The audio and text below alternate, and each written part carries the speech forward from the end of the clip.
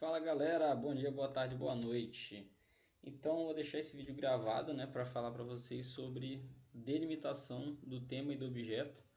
É um dos primeiros, uma dos primeiros elementos aí importantes para se ter, né, para se fazer o projeto de pesquisa de vocês, que é se definir o tema e o objeto de vocês, que é uma questão que vocês aí já têm, né, vocês já fizeram até o termo de aceite.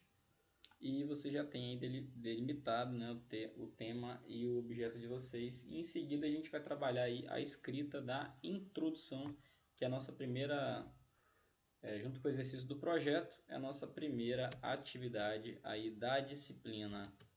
Então vamos lá. Galera, então quando a gente fala aí, o livro Fundamentos de Metodologia Científica de Marconi e Lakatos, traz lá o processo de escolha do tema, né, do tema dos trabalhos científicos, né, do trabalho de monografia, enfim, do projeto de TCC de vocês. Então a gente pensa em fatores internos. Então, um dos primeiros fatores internos é a inclinação, né, inclinações e gostos pessoais. Coisas que vocês já gostam de pesquisar e de resolver problemas, né, de resolver projetos, enfim. Um outro tópico importante é quando todos nós, né, participamos de algum projeto, de alguma iniciação científica ou outra questão que já traga uma certa intimidade. Eu mesmo na minha graduação, eu desejava fazer o meu trabalho final de meu TCC sobre um tema, só que no ano anterior, né, à escrita do meu TCC, eu entrei em uma iniciação científica, né, que era até relacionada à segurança pública, né, eu fiz minha graduação, meu mestrado em ciências sociais, e aí acabou que por conta disso, por conta desse elemento aqui específico, né, participar de uma iniciação científica de um tema já específico, já me deu toda uma bagagem para eu mudar de tema, né, mudar de área. Então foi uma oportunidade de trabalho, acredito que provavelmente isso vai acontecer ao longo da trajetória profissional de vocês, né? Por mais que a gente tenha gostos e inclinações pessoais, acredito que esse elemento aqui é um elemento que vai, né, a possibilidade aí de ter algo com que vocês possam trabalhar, algo que vai influenciar vocês. E por último, a vontade, né, de querer resolver um problema, de querer resolver um desafio científico e tecnológico também, é um elemento importante aí também de gerar algum retorno, né? Gerar algum retorno para a sociedade e para a tecnologia também. Então, fatores externos. Entre os fatores externos para a escolha, né, de um tema, tem a disponibilidade de tempo. A gente sabe que, inclusive, a delimitação, quando a gente vai fazer vamos dizer assim, especificar, né, limites no nosso trabalho, ele é importante porque nós temos um tempo aí, vocês vão ter aí, né, a gente sabe que nós vivemos um contexto diferenciado, mas cerca de 12 meses aí para vocês terminarem o projeto e depois vocês fazerem o TCC de vocês. Então, nesse tempo aí, vocês também não podem querer abraçar o mundo. Então, é importante pensarem nisso, na questão da execuibilidade, ou seja, será que eu vou ser capaz de executar este tema e esse objeto que eu estou propondo para o meu projeto? O segundo passo aí é a existência de um vasto acervo bibliográfico, ou seja, artigos, TCCs, enfim, tese de doutorado, dissertações de mestrados sobre o tema que você escolheu, né? E também estrutura à disposição próxima, né? Será que nós temos laboratórios, equipamentos, recursos relacionados ao tema que eu tenho interesse? Então, recursos, né? Lida muito com a questão financeira. Então, será que eu tenho próximo a mim, no meu campo, no nosso caso aqui no Campo São Mateus, do IFES, será que eu tenho essa estrutura à minha disposição? Então, pensar nesse detalhe importante. E por último, a possibilidade de ter orientação, né? A gente sabe aí que não adianta nada nós seguirmos todos esses outros passos, chegar no final não ter nenhum professor disponível para nos orientar. Então é importante aí pensar também em um tema e que tenha essa disponibilidade aí de um professor que possa nos orientar também e consultar outros especialistas. A gente fica meio tímido às vezes, mas se você procurar na internet às vezes, um artigo que é muito próximo ao que você deseja estudar, ao projeto que você deseja fazer, é importante que você possa mandar para ele um e-mail, né, fazer um contato, enfim, hoje nós temos tantas redes sociais aí que estabelecem a proximidade entre as pessoas, por que não então fazer esse contato, né?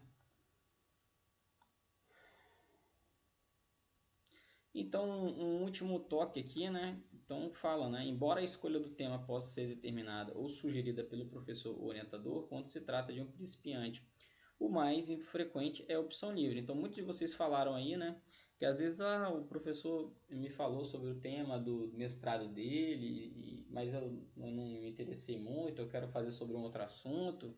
Então é isso, justamente o protagonismo de vocês está aí, né? Então a opção de vocês é livre, né? Por mais que às vezes pode cair também de mão beijada um tema já, aí pode ser até mais fácil, né? Mas aí você tem que ver também se é realmente isso que você deseja, né? Pode ser que às vezes um tema caia na sua mão e você realmente tenha interesse aí de dar continuidade, um projeto, enfim, mas pode ser que isso não aconteça, beleza?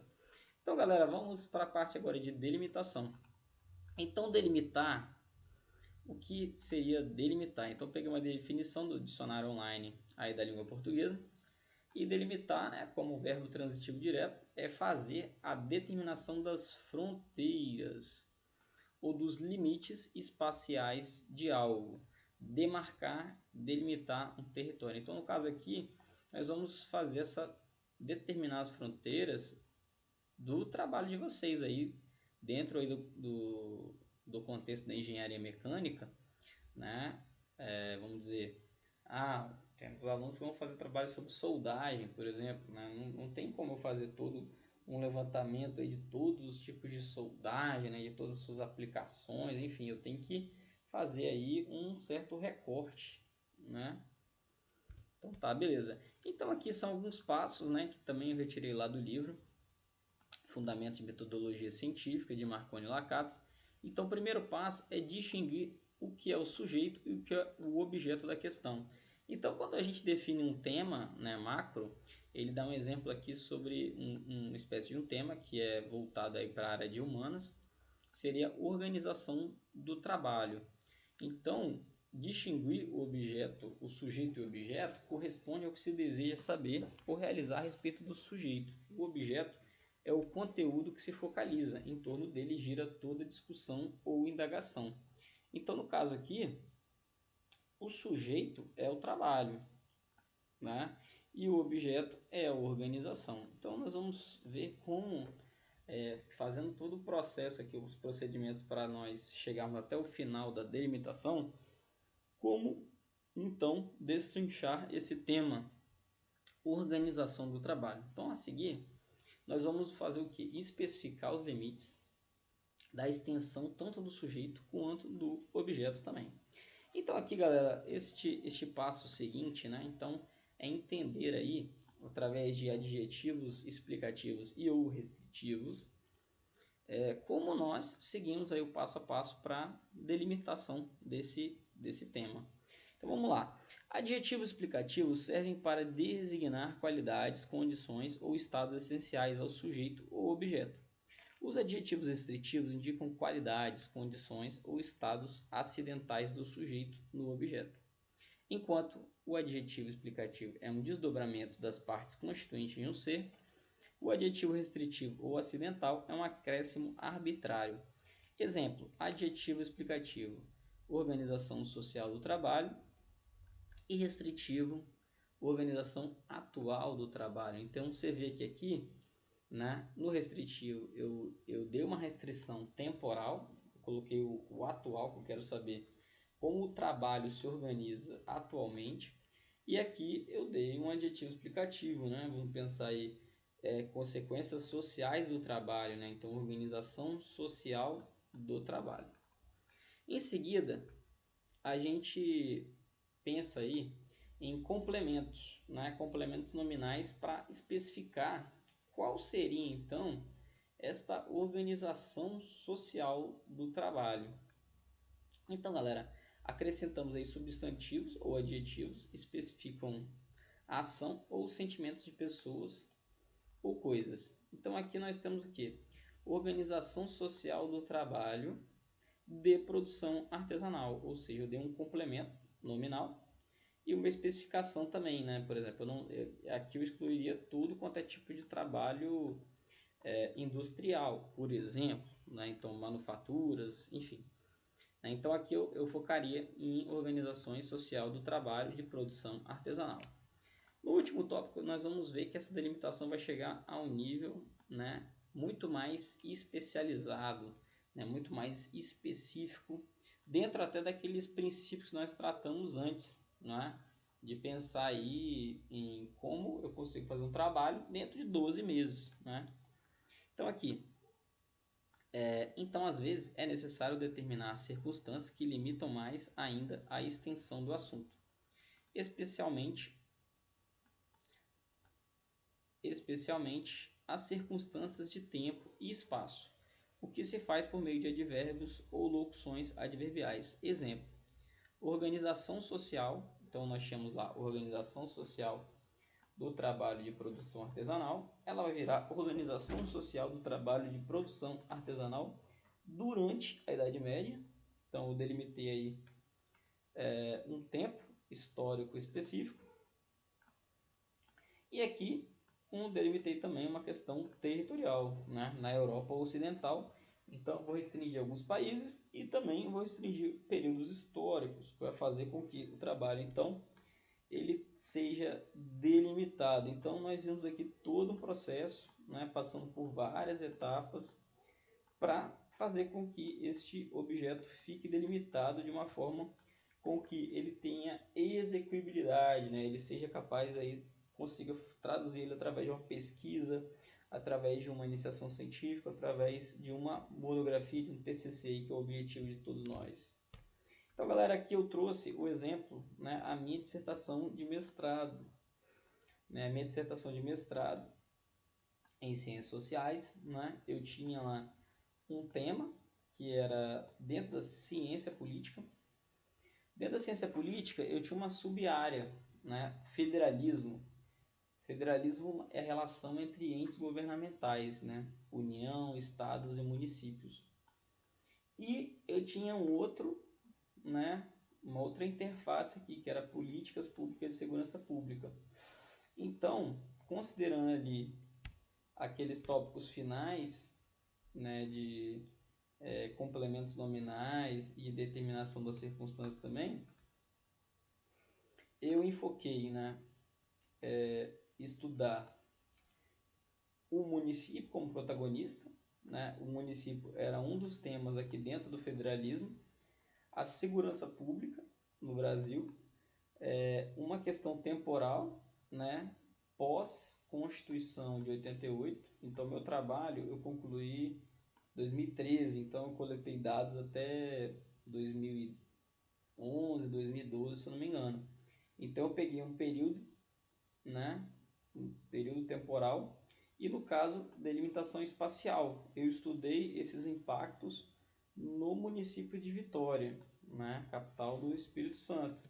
Então, este aqui é um exemplo meu, pessoal, de um trabalho que eu fiz e como eu peguei um tema macro, né, e fui passando aí em sub-áreas até chegar na delimitação final, aí que foi a minha dissertação de mestrado. Beleza, moçada?